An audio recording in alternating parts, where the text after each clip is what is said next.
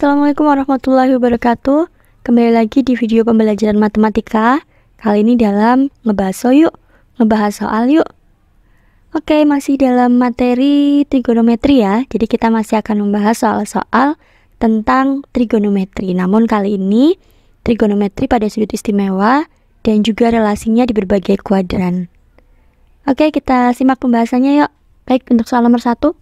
Segitiga PQR siku-siku diki dengan panjang sisi PQ-nya adalah 4 cm dan sudut P adalah 60 derajat. Yang diminta adalah panjang QR. Untuk menyelesaikan soal seperti ini, kita akan coba buat dulu sketsanya ya. Oke, kita buat dulu sketsanya seperti ini. Segitiga PQR yang siku-siku diki dengan panjang PQ-nya adalah 4 cm. Kemudian diketahui juga ya, sudut P-nya adalah 60 derajat. Jadi nanti P-nya yang sebagai patokan ya. Yang ditanyakan adalah QR. Sekarang kita lihat, kalau misalkan patokannya adalah sudut P, yang ditanya adalah sisi depan, yang diketahui adalah sisi miring. Kita coba cari, perbandingan apa sih yang melibatkan sisi depan dan sisi samping? Ya, berarti kita gunakan tangan. Karena tangan itu dapat diperoleh dari sisi depan dibagi dengan sisi samping. Kita tuliskan seperti ini. Tangan 60 sama dengan depan per samping. Sisi depannya adalah QR dan sisi sampingnya adalah PQ. Dan kita sudah tahu tangan dari 60 adalah akar 3. Sehingga bisa dituliskan seperti ini. Kemudian kita substitusikan nilai-nilai yang sudah ada. QR-nya yang mau dicari, PQ-nya sudah ada yaitu 4 cm ya. Maka QR sama dengan 4 akar 3. Ya, jadi jawabannya adalah yang D. Lanjut ke soal nomor 2. Kita diminta untuk menentukan nilai dari 2 kali sin pi per 4 kali cos pi per 4. Kita langsung saja ya. Kita ubah dulu di sini satuan radiannya menjadi satuan derajat. Pi-nya kita gantikan dengan 180 derajat. 180 dibagi 4 berarti 45 ya. Oke, jadi bisa dituliskan 2 sin 45 derajat kalikan dengan cos 45 derajat. Kita tentukan nilai sinus dan kosinusnya. Sinus 45 yaitu setengah akar 2, kosinus 45 juga setengah akar 2. Kita kalikan. Ini bisa kita catat ya. Kemudian akar 2 dikali akar 2 yaitu 2. 2 dibagi 2 berarti hasilnya adalah 1. Jadi jawabannya adalah yang E. Lanjut nomor 3. Ada soal cerita nih seperti ini. Seorang pemburu yang memiliki tinggi badan 150 cm melihat seekor burung yang berada tepat di atas pohon yang tingginya 11,5 meter. Perhatikan, di sini satuannya masih berbeda. Jadi nanti harus kita samakan dulu ya. Jika pemburu tersebut melihat dengan sudut elevasi 30 derajat, jarak antara pemburu dan pohon tersebut adalah. Kita buat dulu sketsanya. Misal ini orangnya, pemburunya. Ini ada pohon, ini ada burung di sini.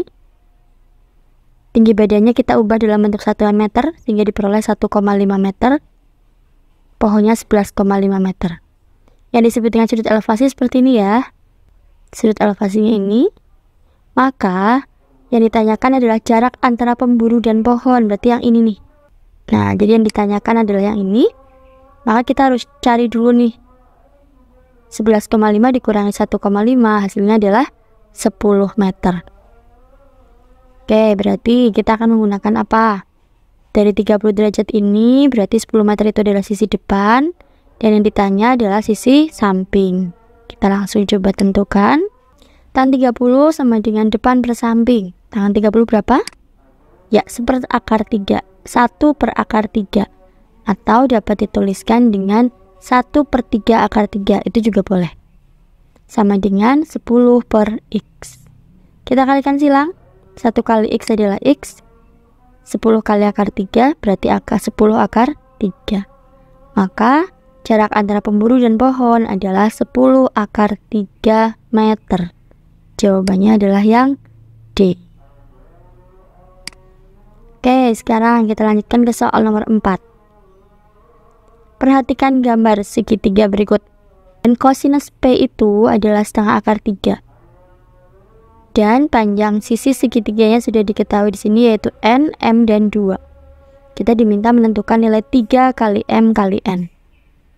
Berarti jelas ya, kita harus mencari dulu nilai M dan N-nya. Kosinus P adalah setengah akar 3. Sekarang kita cari dulu, berarti P-nya itu berapa sih? Ya, jadi sudut P-nya itu adalah sudut 30 derajat. Karena kosinus berapa sih yang hasilnya setengah akar 3? Berarti kosinusnya 30 derajat. Nah, sudut P-nya berarti 30 derajat.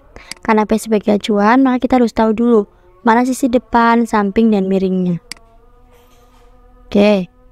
Pertama kita akan mencari nilai M-nya dulu. M itu adalah sisi depan. 2 itu adalah sisi samping, berarti kita akan memanfaatkan nilai tangennya. Tangen 30 sama dengan depan per samping. Jadi, 1/3 sama dengan M per 2, kali silang lagi, M akar 3 sama dengan 2, maka M-nya adalah 2/3. Ini mau dirasionalkan juga silahkan, tapi tidak pun juga tidak apa-apa. Lanjut untuk nilai N-nya. N ini adalah sisi miring. Kalau ada hubungannya miring sama samping, berarti kita pakainya cos.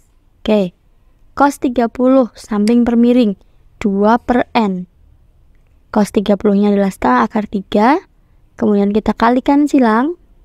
Ya, kalau bingung mengalikannya, ini bisa kita ubah dulu nih. Setengah akar 3 itu sama aja dengan akar 3 per 2. Baru dikali silang. N akar 3 sama dengan 4. Jadi N-nya adalah 4/3. Setelah ketemu N-nya, baru kita masukkan nilai ke yang ditanyakan. 3 kali M kali N. Maka 3 kali 2/3 kali 4/3. Akar 3 kali akar 3 berapa? Ya, betul, 3. 3-nya disederhanakan dengan 3 yang di penyebut, sehingga diperoleh nilainya adalah 8. Oke, itu nomor 4. Untuk nomor 5. Di sini kita diminta untuk memberikan pernyataan yang bernilai benar. Kita cek satu persatu. Sin 90 plus alfa berarti posisi di kuadran 2, betul. Di kuadran 2 berarti sinus positif atau negatif? Positif, berarti di kuadran 2 nilainya positif. Dan kalau misalkan kita menggunakan 90 plus, berarti yang tadinya sin berubah jadi cos, sehingga diperoleh sin 90 plus alfa sama dengan cos alfa. Cos min alfa berarti sama aja dengan cos alfa, betul atau tidak? Ya, betul juga, karena cos negatif alfa itu berarti di kuadran 4 ya. Yang ketiga, sin 180 min X sama dengan min sin X. Kuadran berapa ini? Ya, kuadran 2 juga. Harusnya di kuadran 2 nilai sinnya positif, tapi di sini dituliskan negatif. Berarti jawabannya adalah keliru. Yang keempat, tan 180 plus alfa. Kuadran berapa ini? Kuadran 3. Di kuadran 3 harusnya tangen juga bernilai positif dan di sini adalah negatif. Berarti di sini juga masih keliru. Oke, jadi pernyataan yang bernilai benar adalah 1 dan 2. Lanjut soal berikutnya. Apabila nilai sin beta positif dan tangan B negatif, maka sudut beta berada di kuadran berapa? Sin beta positif itu ada dua kemungkinan, di kuadran 1 dan kuadran 2. Kalau di kuadran 1 berarti tan B-nya harusnya positif ya. Berarti bukan di kuadran 1. Maka jawabannya adalah di kuadran 2. Lanjut nomor 7. Nilai sinus 210 derajat adalah berapa? Caranya adalah pertama, tentukan dulu posisi kuadran. Di mana posisi kuadrannya? Ya, betul di kuadran 3. Di kuadran 3 itu kita akan memilih relasi yang akan dipilih. Mau pakai 180 plus atau 270 min. Sepertinya kita akan menggunakan yang 180 plus 30. Nah, seperti ini. Di kuadran 3 sinnya ternyata bernilai negatif. Berarti tuliskan seperti ini. Maka diperoleh min sin 30 sama dengan min setengah.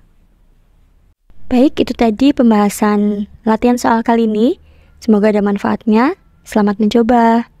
Wassalamualaikum warahmatullahi wabarakatuh.